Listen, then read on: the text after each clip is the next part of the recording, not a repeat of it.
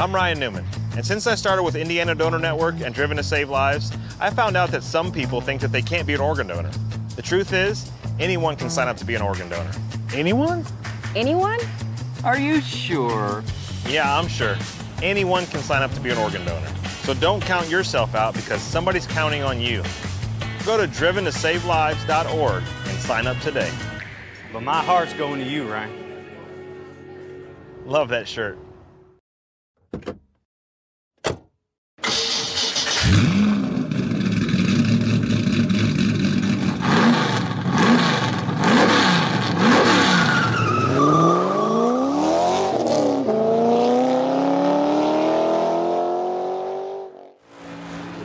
Good evening, ladies and gentlemen. Welcome back to another night of iRacing action here on the National Racing Network. For tonight, it will be the stars and cars of the iRacing Silver Crown Cup, coming to you from the late, I don't know how great, but good, USA International Speedway, a place that was only around for 13 years. It is now a warehouse site. A little bit more history to this place, though. Their grandstands on the back straightaway is where that was the old front stretch to the much smaller oval that was here in the past. 14 degrees of banking in the corners. Really going to be an interesting show here tonight. Chris Graham in the booth, joined as always by Mr. Patrick Byrne. And I'll tell you what here, Bizzle, I am anticipating, quite frankly, a pretty darn good show here as we get ready for qualifying. A tight racetrack, but one that is really going to put a premium on your ability to hit marks and not burn up the tires. Yeah, I absolutely love this track. This is where I got my first, second, third, fourth, and fifth win here on the iRacing platform. This place just suits my driving style. I've never driven it in a Silver Crown. Do have a win here in the PM18s, though, so I do have an open wheel win, and the rest of them came in the late models, what this track was famous for with the old Hooters series. So this track just completely suits my driving style. Slam down on the gas when you see those stoplights before the corners. Slam on the brakes, bring it down low, slam right back on the gas, and bring it right out to the wall. This place is bad fast. I love it. Yes, it is. And Derek Love putting up a heater to start the session at an 18.946. Brandon Buckberger now moving up to the top of the speed charts, 18.812. New quick time, Derek Love, 18.70 with a 18.702 seconds. Thomas Lewandowski outworking his second qualification lap. Lewandowski's first lap, 19.250, a little bit off the pace, but doing a lot of work to get the tires warmed up on these things. Off of turn number 4, lap number 2 for Lewandowski will be good enough for second quick. 18.706, 3/1000ths of a second off the quick time. Let's pick up the number 94 Napa Auto Parts, Rockwell, North Carolina. Big Evil Designs entry of Jeffrey Stanton. He is just coming around to complete his second qualification lap, and it will be good enough for temporary pole position. 18.702. 18.702, and we have a dead heat for the pole position. Jeffrey Stanton, Derek Love, identical lap times of 18.702. James Watson finishes his qualification run. He's going to be a little bit disappointed here, 10th quick, 18.978. Now on the speedway is the number 6. He's the 20 on the livery. Paint scheme, whatever you want to call it. That Mopar machine of Josh Batista goes even faster, 18.698. Nice lap for Batista, 18.69 with an 8. And that's it. Pull it in, park it, I'm done. That's one thing about this track. You see all of the drivers driving the same line. I want to say kind of like the old school Bristol where you have to be right there on the bottom. You're going to see some bump and runs tonight, especially with the top 3, top 4 even being 0.008 of a second apart. These guys are going to be tight together, and there's going to be contact when they go to pass. Yes, there is, and we've got 13 cars in this race. That means we had a split. 27 were the total number of entries here tonight. SOF 3743, and that means we will have distinct Rick Allen championship implications for this one tonight. Some weeks, Bizzle, you get the single split race, 24, 25 cars, whatever it is. And that's when you get a little bit lower SOF. It means you have a little bit lower point total on offer. Tonight at a 37.43, you will have significantly more points on offer. Yeah, this is going to be one of the highest point-paying races of the season.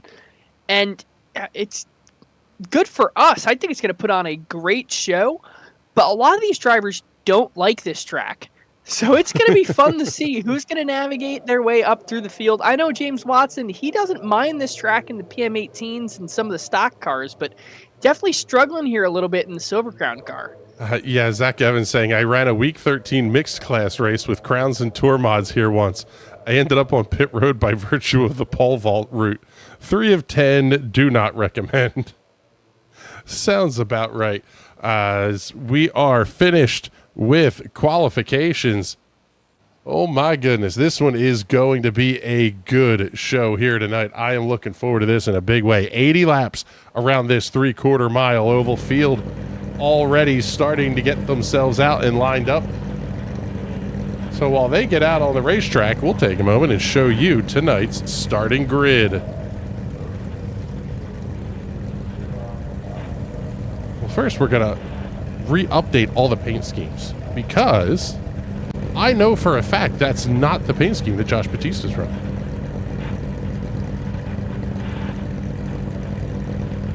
Now we got everything looking good.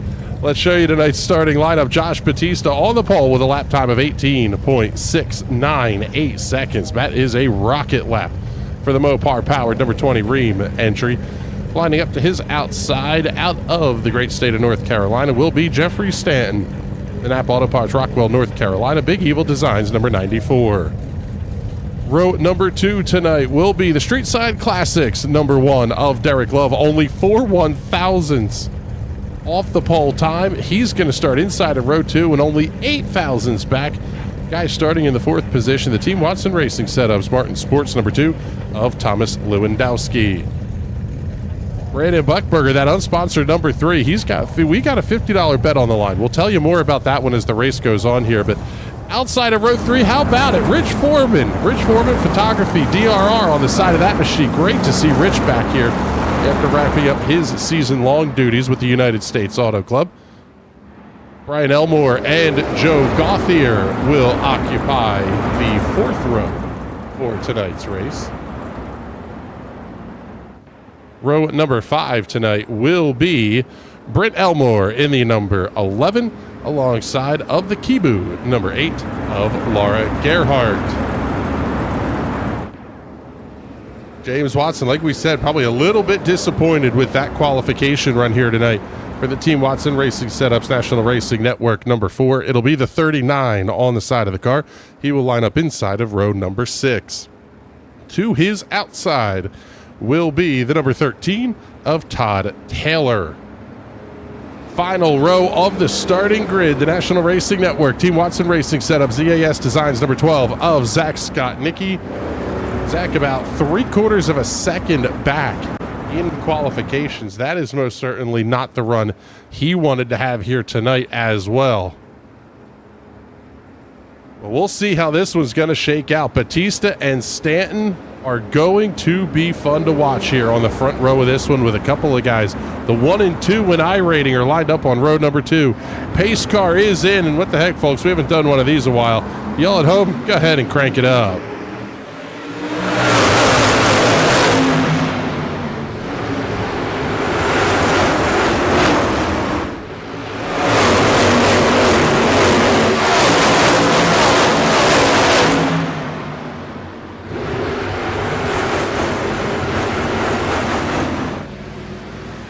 Off the final corner, Josh Batista going to grab the early lead. Top 5 able to separate themselves out from Rich Foreman, who's now sitting about 1.2 seconds back of the race leaders.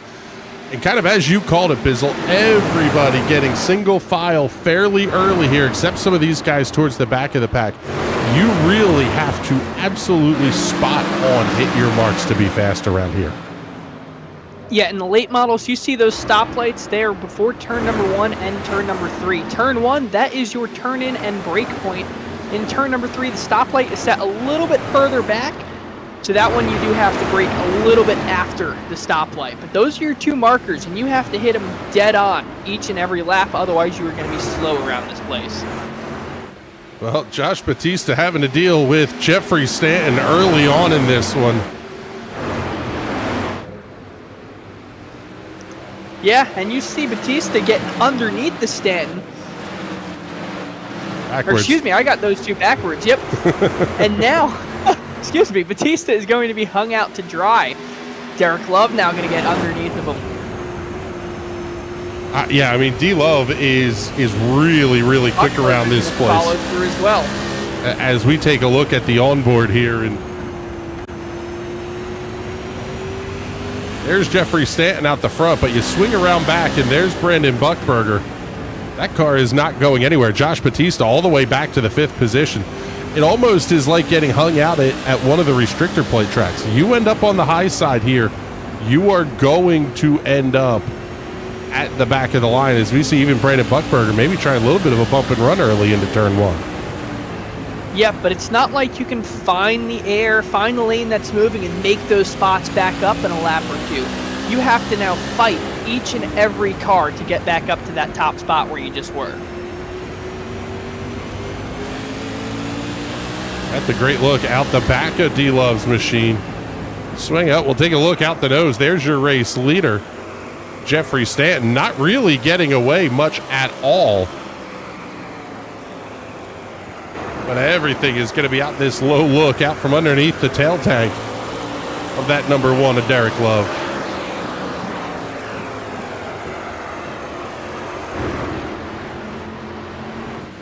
We talked about it a little bit in the pre-race. One of the things that getting a split does for you is sometimes the guys who are just trying out a car, I just got to B-class, the Silver Crown car looks a little weird, I'm going to try it out. You don't have any of those guys and girls in a race like this tonight. We could see this thing go 80 laps, green to checkered, and it's going to be over in a hurry. With this field tonight, no, all of these guys are professionals in this car. But one thing you have to remember, there's a lot of guys that only run C-Fix trucks that are up there 7,000, 8,000 iRating and might decide, hey, I kind of want to try the Silver Crown. So they might take over that number 1 car spot and be the worst driver in the field in one of these top splits because they have no experience. That's one thing we see a lot of times in the Lotus 49 and 79 cars. People with super high iRatings are running something easier comparatively, like a prototype or a GT3 car, now hopping into one of those beasts and just not being able to pick it up. A sign-on check again. Look at those splits. I know. The good thing to see a split tonight, especially in a free track. Batista in the Ream Rocket, or the red Ream Rocket, yes. The car was quick in qualifications, but now kind of stuck back here in the 5th position. And when we were talking to the drivers in the pre-race, it seemed like their big concern was going to be exiting the corners and burning off the right rear. If you're trying to drive hard to catch up to somebody, you're going to do that. Jeffrey Stanton is kind of able to set his own pace at this point. He doesn't have to go any faster than he is. Maybe you do a little bit of tire saving and just say, hey, I want to make sure I have something left when we get to the end of this thing. Yeah, that set of tires that's on the cars now, that's all you get. You can make as many pit stops as you want. You can beg the crew chief for more tires. He just can't give them to you. So stuck with what you got. You can either take the lead now or you can sit back and wait and try and take it later. Your top 5 are sitting here fairly comfortably. Rich Foreman is kind of all by himself in the 6th position. Then we get back here to Brian Elmore and Joe Gauthier battling for positions 7 and 8. They're about a third of a second apart or so. Another sizable gap back to James Watson and Todd Taylor. Then you have this group here at the back that will include Taylor, Gerhart, Elmore, and Scott Nicky. What's kind of interesting to me at this point, Bizzle, is we're 18 laps into this thing, and they're already about 9 seconds back of the race leaders. I can do really quick math, 19-second laps. By the time we get to halfway, it is highly likely that our race leaders are having to move their way through lap traffic. Yeah, and especially with, oh man, that's little sideways. I was going to say, with the caution coming, these guys do not want to go a lap down. So they are going to fight their hardest to keep in front of Stanton. But as soon as Stanton gets by him, they have no incentive to stay in front of Love, Buckberger, Lewandowski. It's going to make those guys' jobs a whole ton easier. Let's take a look at this one on the NRN replay. Laura Gerhardt having an adventure off of turn number 4. Car just steps out, gets a little bit loose. The correction, the overcorrection down through the grass, airborne in front of a couple of race cars. What a save by Laura Gerhardt. Yeah, they couldn't do that again if they tried. I know I couldn't do that. So now back at the front, your top 2. We're starting to break away here. D-Love holding a gap of about 3/4 of a second, 2/3 of a second over Brandon Buckberger, running in the 3rd position. And we talked a little bit about a wager that Brandon and I have. We have a $50 wager for charity that will go on over these next 4 races. Well, hold on. We'll come to that one back in a minute because we got a battle for the race lead here at lap number 23. Derek Love looking inside of Jeffrey Stanton. Sinon says jazz hands. Hell of a save. I think that's the only way you save that race car is with jazz hands. Accelerator saying that's what I call a tag slap. Yeah, a little bit. So D-Love comes around, Stanton grabs the lead, but Stanton now going to look back inside into 3. Oh, there may have been some contact. Stanton Love somehow able to keep it on the high side. Wow. Now it's going to open the door for Josh Batista to have the look on Thomas Lewandowski.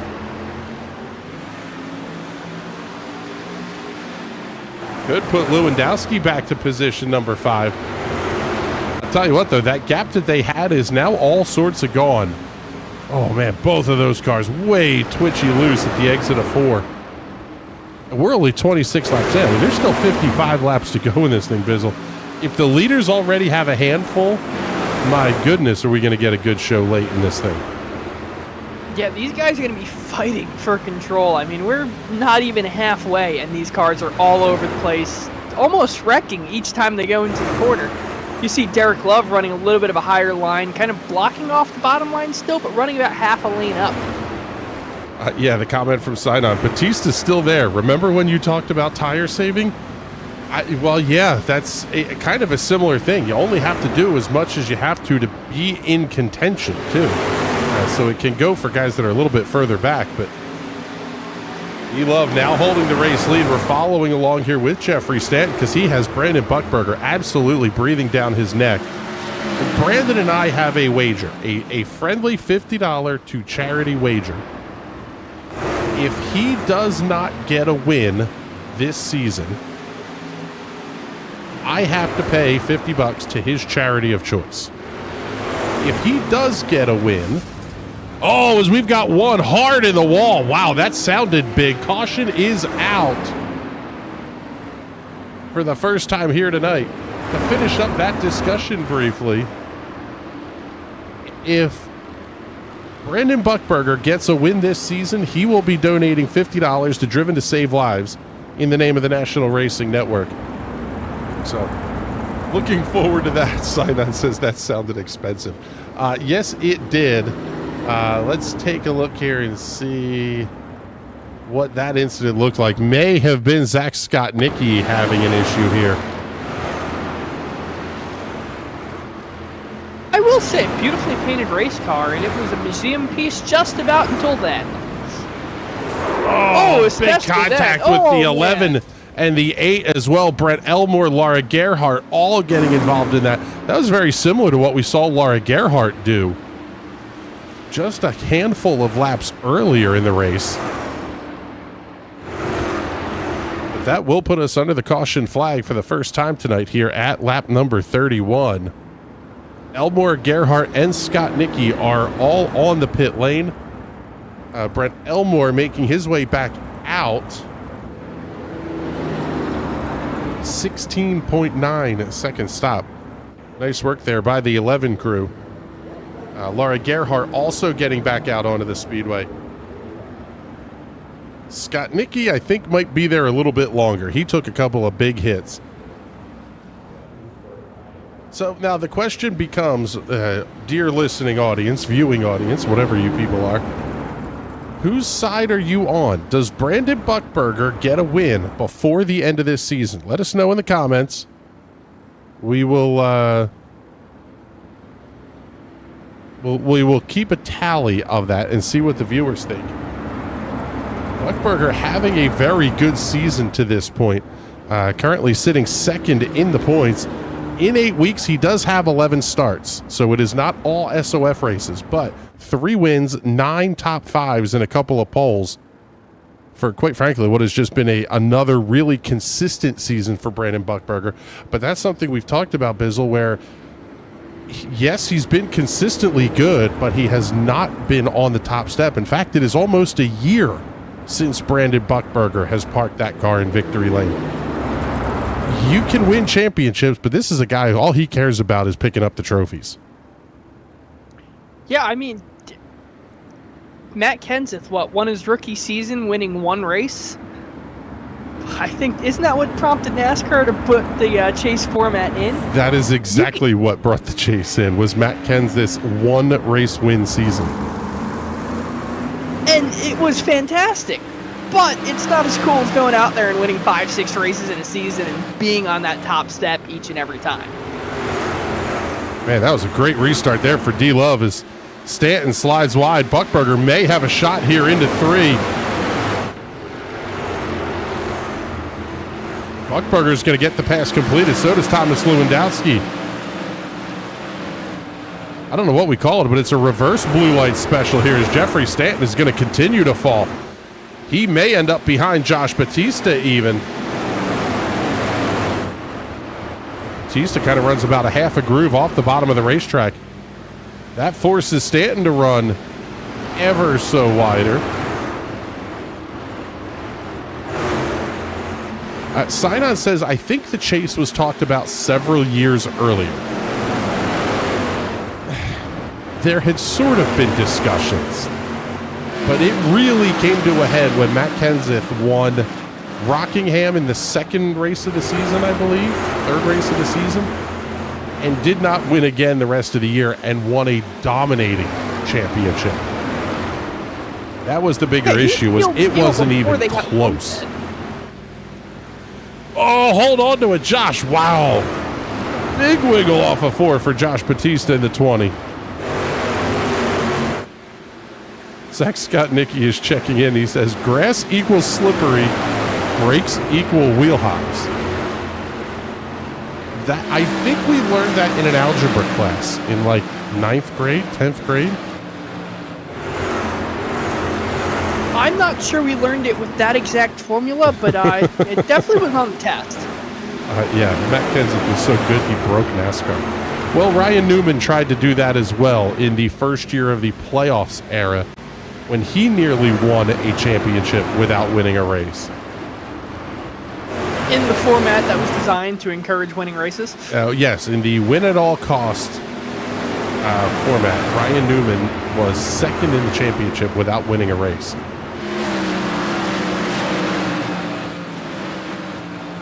Thus far, only Austin Dillon is a NASCAR driver to claim a championship without winning a race. He did that in the Xfinity Series a handful of years ago.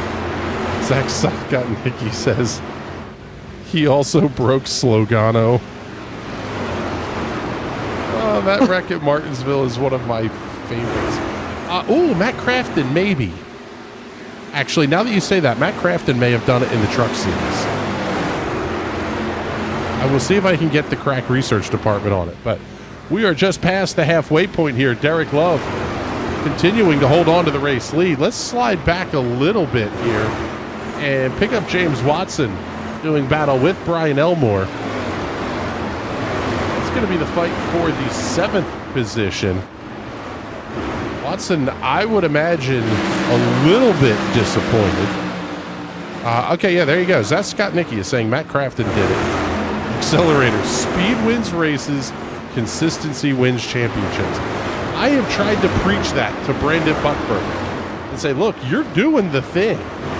You're doing what you need to do to win a championship. And he says, I don't want a championship. I want a race win on a broadcast.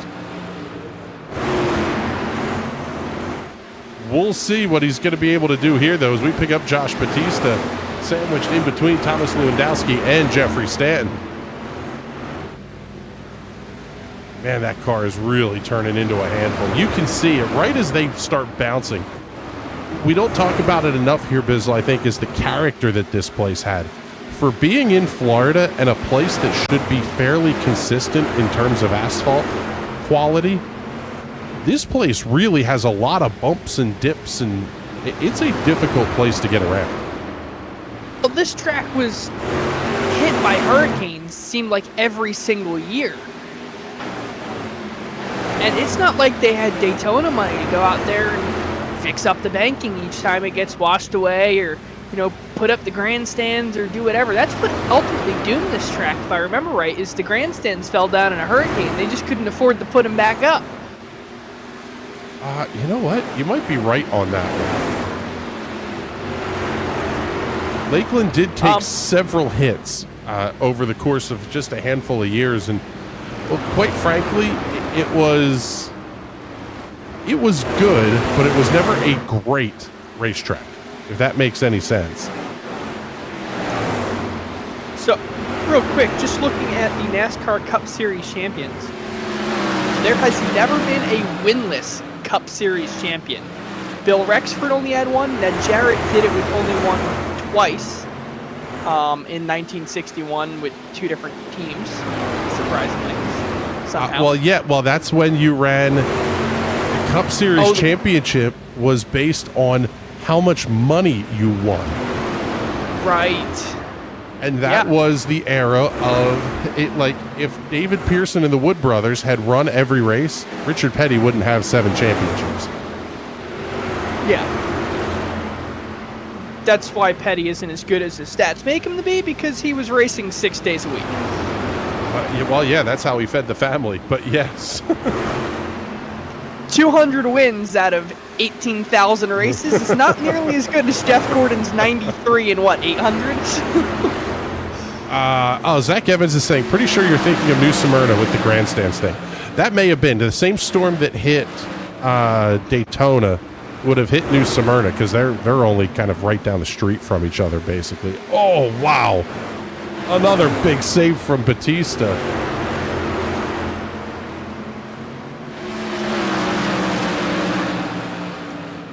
And at this point, you're not really missing out anything. Everybody on the racetrack is separated by at least 0.6 of a second. Except for these guys right here at the front. Take a look here. We'll go on board and look out the back end of Josh Batista's green machine. The Red Rocket, if you will.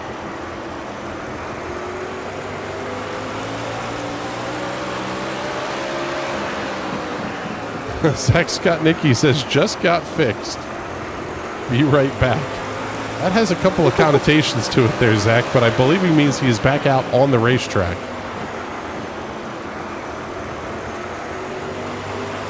And kidless.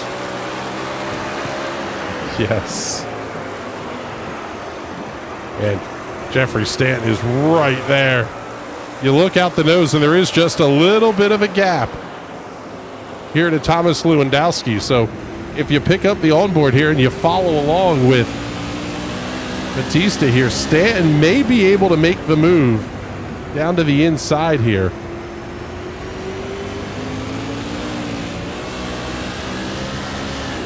Oh my goodness, that car is a wicked handful. And there goes Stanton. He comes through clean down to the inside. Oh, look at this. We'll keep spinning the camera right round, baby, right round. As Batista able to dive inside of Stanton. What's interesting is where the speed difference is at various points here, Bizzle. It seems like if you dive into the corner, you're giving up so much on exit that the other guy's just able to come right back around. Yeah, this is a very nuanced track where you can get crossovers like this just because to get a great entry, you're sacrificing on exit. Get a great exit, you're sacrificing on entry. So it's just a constant back and forth battle. Zach Evans, you win tonight, buddy. Yes, a Red Rocket mention followed by the PSA for spaying and neutering your pets. think you can get that anywhere but here. Sign on says cars are not supposed to twerk like that. Yeah, Zach Evans says this camera is sick. Yeah, it reminds me of the neat cameras Bobby Donner used to have in the 90s. Hey, we can keep showing them to you that way. I mean, it is it's a fun toy that we get to play with now. Swing Batista's camera right here. What? Where is he? There's Jeffrey Stanton.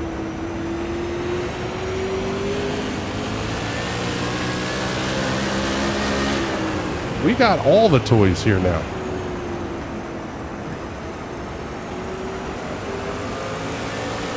I can't believe how close these guys are off the corner. My goodness. I mean, what? They were only 0.04 of a second apart from each other in qualifying? These are the same two guys running the same 2 lap times each and every lap. That's exactly right. Oh, man, they're still tight. Good Lord, this is hard to track with these guys.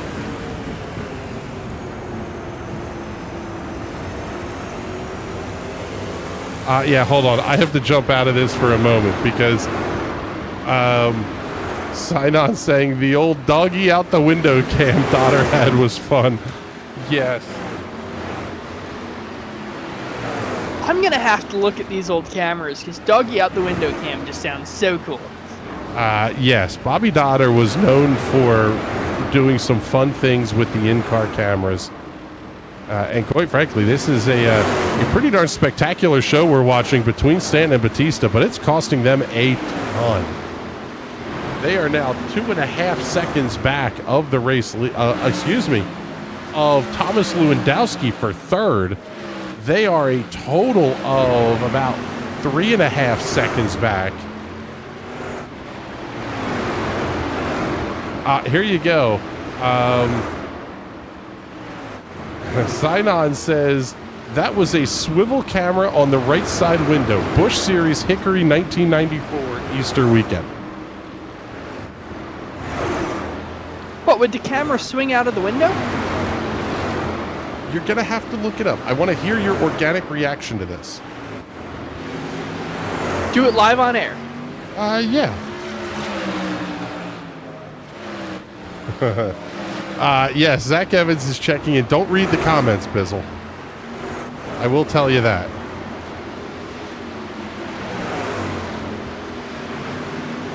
No spoilers for the Bizzler here.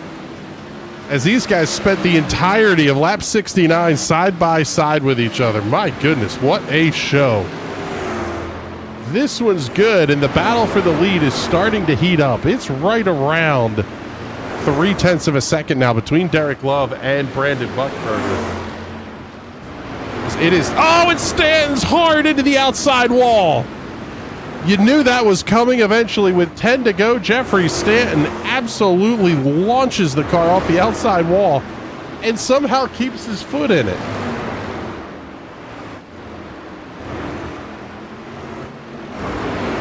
Oh my goodness. Take a look at this one again on the instant replay. I don't know how Jeffrey Stanton managed to save this race car.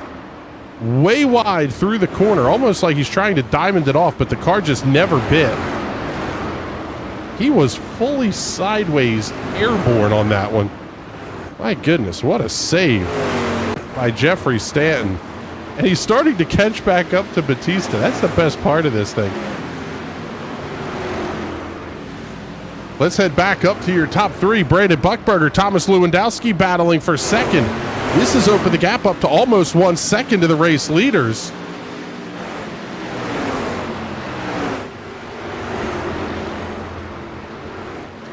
Jeffrey Stanton went full Fastmasters on that. No lift.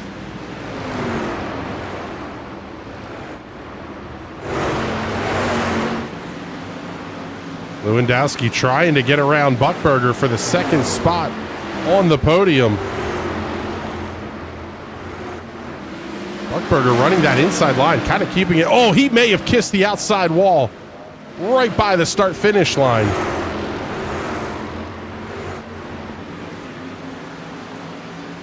Able to cover off the inside line, though.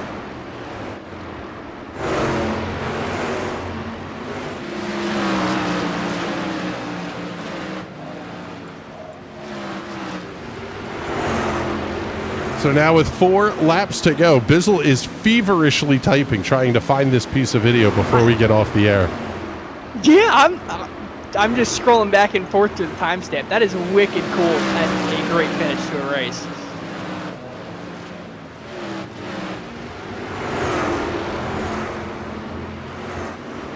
So Buckburger, go ahead. I was going to say, in the words of Denny Hamlin, man, that's just short track racing.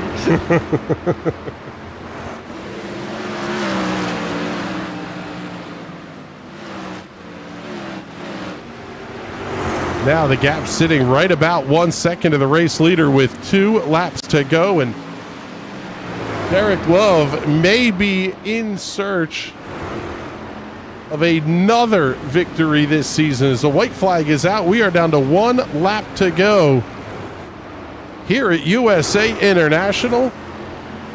In 8 starts, he's got 5 wins. Now he has 2 more corners to go to make it 6 in 9. Checkered flag in the air, and Derek Love gets the win in Lakeland. Brandon Buckburger barely holds off Thomas Lewandowski. That looks like 2/100ths of a second at the finish. Oh my goodness. What a show here tonight.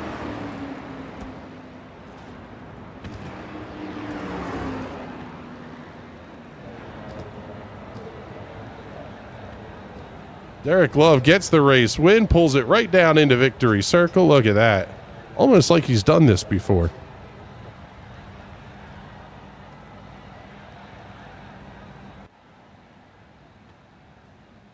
So D-Love hops out of that machine, and as we get ready to kick off our victory lane interviews here, let's show you tonight's race results.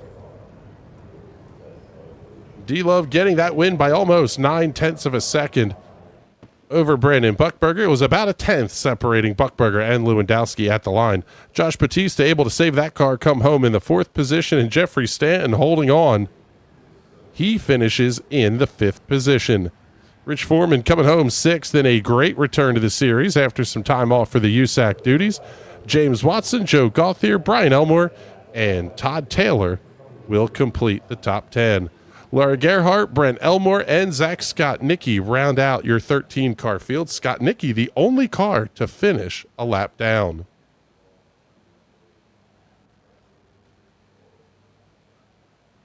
So we'll get ready to kick off our victory lane interviews here, and we'll start it with our race winner tonight, Mr. Derek Love. And, man, I'll tell you what, that car looked good. It took us a little bit, though, through qualifying in the early parts of the race, because you have 4 cars separated by a handful of thousandths. You kind of have to feel that, like, this is going to be intense at the front all night long. Man, down here in Victory Lane's intense right now. We're partying tonight, I'll tell you. It was. I had a fast car in practice, and it was really, with how close everyone came, it really just came to who could put the lap together. And starting P3, I was a little worried, but I was happy to be on the inside. I actually practiced running on the outside a little bit, so I was open to either or. Jeffrey was on a different gear. He was on a longer gear, so I knew throughout the race when he was up there, we were having fun, that it was going to be a little bit of a battle between us. I was on a shorter gear, so he had to make that high line work, and I was just stuck the car on the bottom and had some fun there. How'd the show look? The show was absolutely spectacular that you guys put on. At one point, a little bit later in the race, Brandon was really starting to gain some ground on you. Had it down to about 0.2 of a second. Mm-hmm. Is there any concern there that this place is so kind of one groove that the bump and run is coming, and then all of a sudden it's just not there anymore? No, he's not going to bump and run me, at least not on purpose. I called out to him on Discord early on. I was like, "Hey, we got different entry speeds," because he was driving it in quite a bit deeper, which could have accidentally hit someone and run him up the track.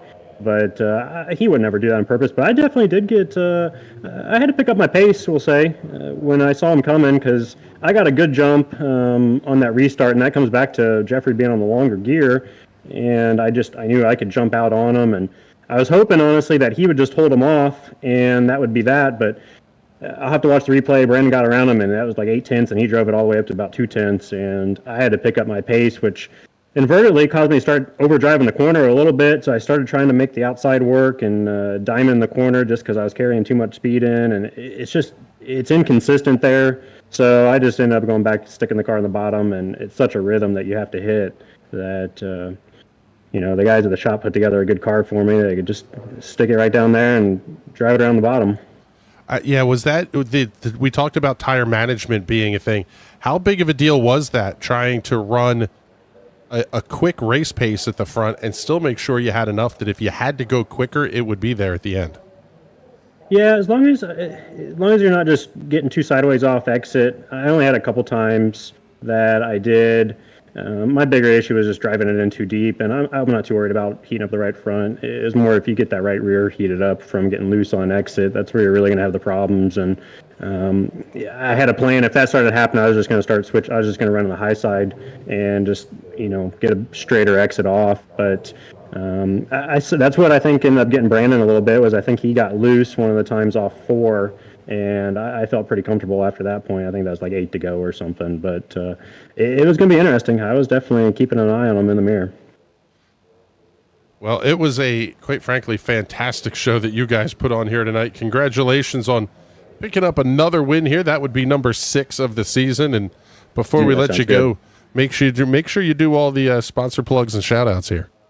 Yeah, shout out to you guys. Really hoping we see you running broadcasting the sprint car for us next season, because that's you think this is a good show. We're going to put on an even better one tomorrow night here running the sprint cars. We hope to be back in victory lane again. And shout out to the Street Side Classics machine, and we'll see you soon.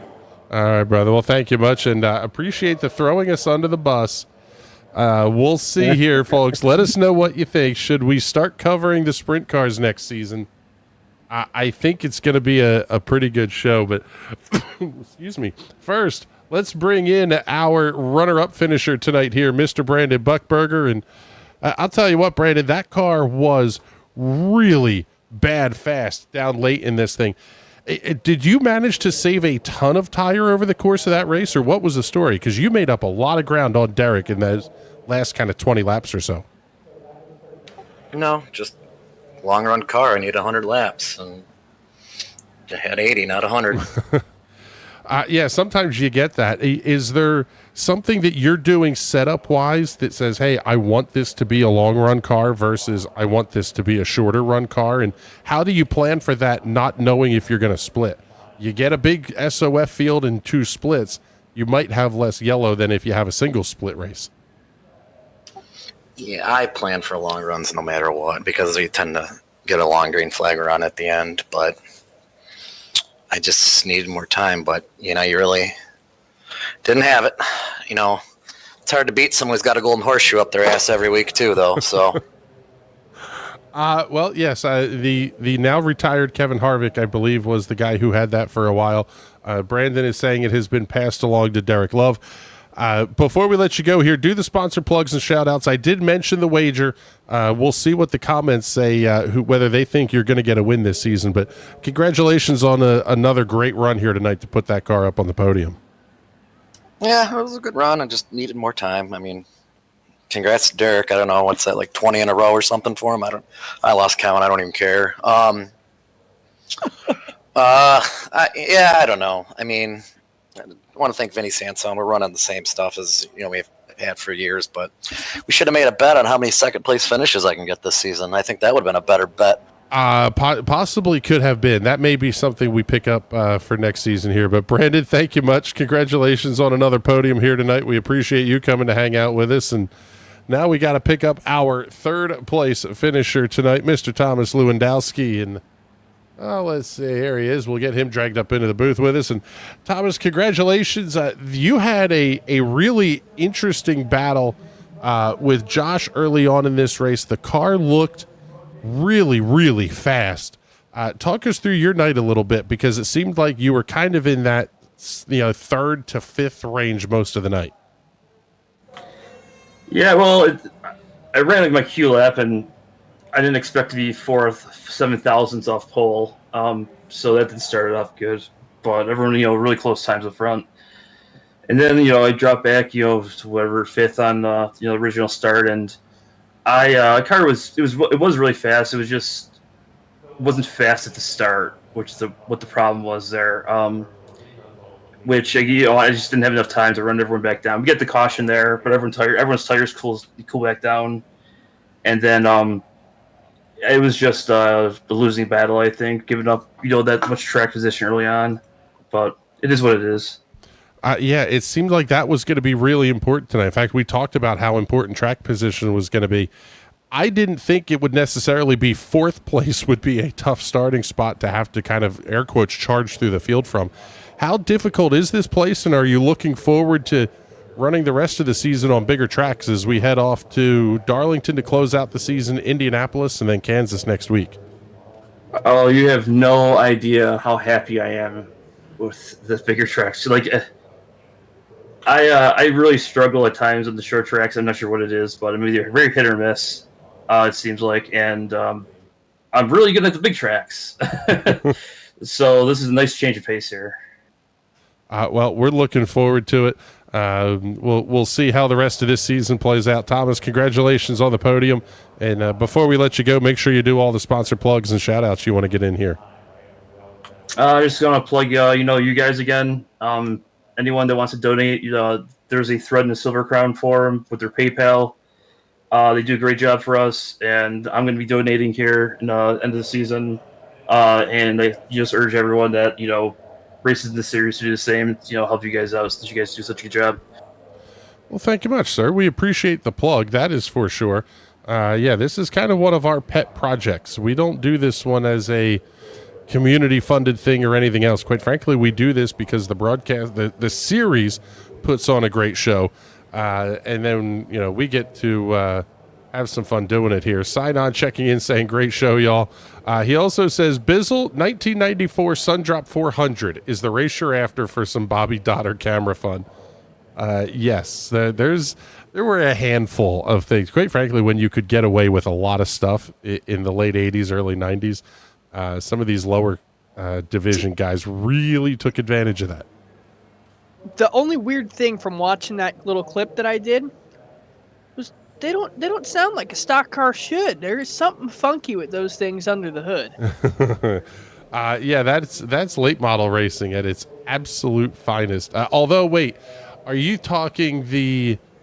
I guess that would have been the V6. They're missing the V6 Busch something. Series era. Yes, they ran 6 cylinders instead of 8s, and they were ears splitting. How loud they revved. Oh, I miss those cars. They were fun. We should take the Xfinity Series, put it back to V6s. That'll be my hot take of the night.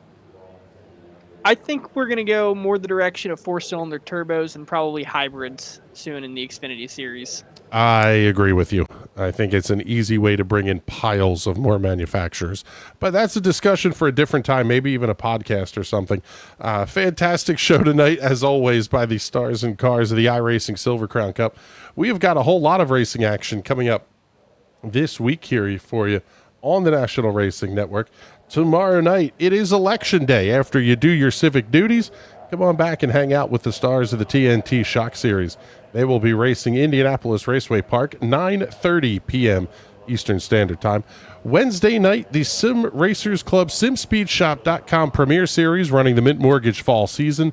They head off to Talladega Super Speedway for round 8 of their 12-race fall season. I am looking forward to that one. Talladega, always a great show with those guys. And then we round out the week. We do have an official SOF time for the Indy Pro 2000 cars. That will air now at 10 p.m. Eastern Standard Time. This week's round number 9 coming to you from Road America. Going to be a great week of racing action. Whole lot going on here as we get rolling into the month of November. Thank you all very much for coming to hang out with us, and for Bizzle and everybody else here at the National Racing Network who makes these shows happen. My name is Chris Graham. We really appreciate you coming to hang out with us, and we'll talk to you all soon. Have a great night, everybody.